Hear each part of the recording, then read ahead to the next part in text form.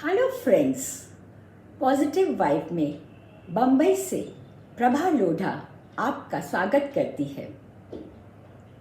आज एक नई सकारात्मक कहानी के साथ। एक छोटी सी लड़की भागी चली जा रही थी। उसके हाथ में मिट्टी का गुल्लक था। भागती भागती वो एक दवाई की दुकान पे पहुंची और वो दुकानदार से कुछ मांग रही थी। दुकानदार बहुत व्यस्त था। कई लोग वहाँ पे दवाई खरीद रहे थे। जब लड़की की नहीं सुनी, लड़की ऊपर नीचे हुई, जब उसकी नहीं सुनी तो उसने अपना मिट्टी का जो गुल्लक था वो वहाँ उसके ऊपर रखा, टेबल के ऊपर, और जोर से बोली, सुनो। दुकानदार बोला, अरे बच्चे, आपको क्या चाहिए? तब लड़की बोली, मुझे चमत्कार चाहिए। सब लोग हैरान थे। दुकानदार बोला, हमारे यहाँ चमत्कार नहीं मिलता। लड़की बोली, आपको जितने भी पैसे चाहिए मैं दूंगी आपको, पर मुझे चमत्कार चाहिए। मेरे पास पैसे हैं। एक आदमी वहाँ खड़ा था। उसने कहा, तुम्हें क्या चाहिए? तो उसने कहा, मुझे चमत्कार चाहिए। आदमी बोला, किस लिए? तब उसने कहा कि मैं आपको अपनी बात बताती हूँ। उसने कहा, मेरा भाई और मैं एक स्कूल में पढ़ते हैं। हम दोनों पढ़ाई में बहुत होशियार हैं। एक बार मेरे भाई के सर के ऊपर चोट लग गई। उसको हॉस्पिटल में ले गया गया। वहाँ उसका इलाज चला। रोज़ मैं पापा से पूछती कि पापा कब आएगा, तो बोलते कल आएगा, परसों आएगा, लेकिन आज तक वो वापस हॉस्पिटल से नहीं आया। उसका इलाज चल रहा है वहाँ पे। बोले, आज मैंने माँ को रोते हुए देखा। तब पिताजी बोले, इसका इलाज बहुत लंबे समय तक चलेगा, इसके सर पे बहुत ज़्यादा चोट आई है। अब मेरे पास पैसे नहीं हैं, अब मैं इसका इलाज नहीं करा सकता। अब तो इसको चमत्कार ही बचाएगा। तो लड़की ने कहा, इसलिए मुझे अपने भाई के लिए चमत्कार चाहिए।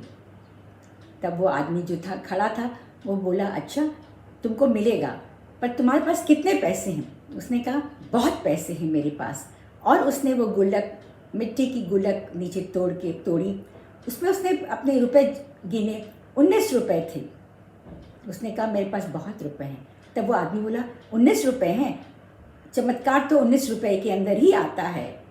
और फिर उसने कहा कि चलो मैं तुम्हारे पिताजी से मिलता हूँ। वो उसके पिताजी से मिलने गया।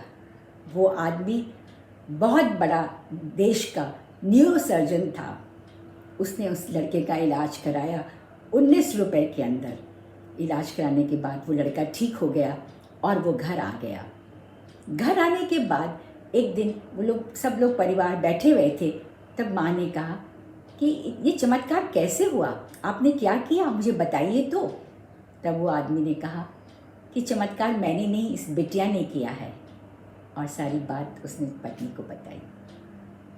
बहुत बड़ी बात हमको इससे सीखने को मिलती है कि वो छोटी बच्ची कैसे उसने अपने छोटे भाई का इलाज चमत्कार से करवाया।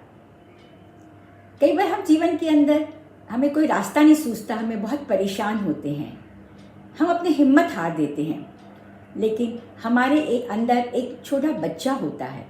वो बच्चा हमें आगे बढ़ने पे मजबूर करता है, हमें हौसला देता है, हिम्मत देता है।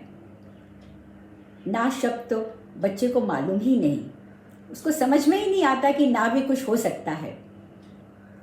वो तो चाहता है कि कैसे भी इस समस्या का समाधान हो जाए। इसलिए वो बच्चा हमेशा आगे की ओर बढ़ता रहता है।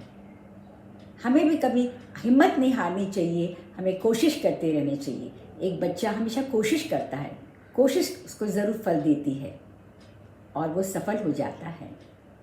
धन्यवाद। जय हिंद, जय भारत।